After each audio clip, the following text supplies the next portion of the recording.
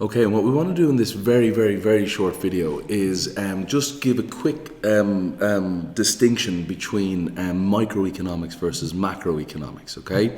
So basically what you can do, and I don't want to get into a semantic discussion on it, but basically what you can do is split up the study of economics into the micro versus the macro. Now, yes, there is the global economy as well, but that essentially, I would argue, is a form of macroeconomics, and others call it international economics.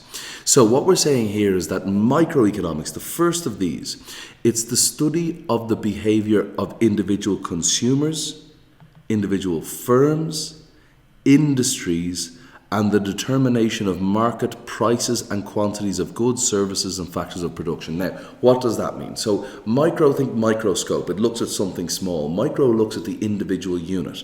Okay, so it's the individual person, which is the individual consumer, the firm, the industry, and within a market, or a market as well, and within a market, by the way, an industry, what that is just a collection of all the sellers of one type of good. And then when you have that, that represents what's called the supply of the good to the market. And then the consumers, if you add up all the individual consumers of that good, that represents demand. So basically, and demand and supply, they form a market, and from markets, we get prices and quantities of the goods produced, the services produced, or the factors of production that are made available. So when you're thinking about micro, think of the individual unit or the individual actor, the person, the household, the firm, the industry, the market.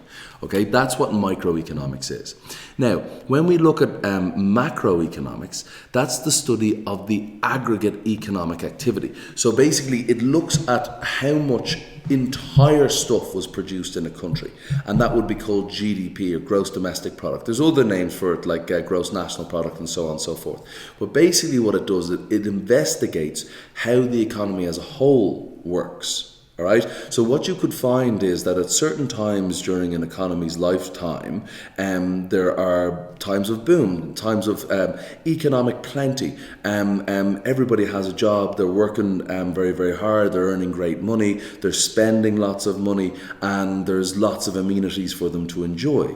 That's called an economic boom. All right. So then we'll be looking at things like employment, inflation, GDP, productivity, all of these kind of things for the economy as a whole.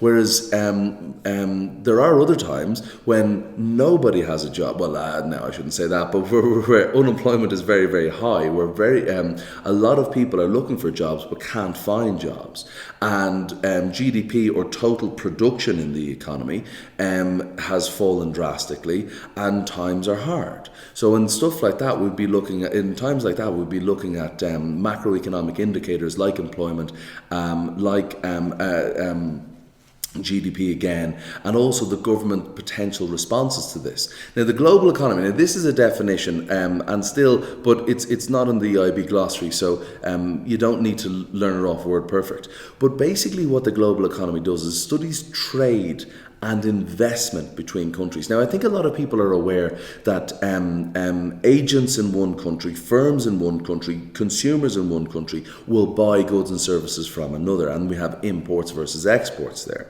right? But basically now what we're saying is that there's another side to it. And what you will see, and this actually gets to really, really interesting when we look at the global economy, that firms in one country can invest in another country. They can either set up their own firm, their own branch of that firm in another country, and that's called foreign direct investment, or FDI. Or what they could do is simply buy shares in another company, and that in another country, of course, and that is called foreign portfolio investment. So basically, that's just the quick, easy version of this video. We're talking about microeconomics versus macroeconomics, and then also at the same time mentioning the global economy.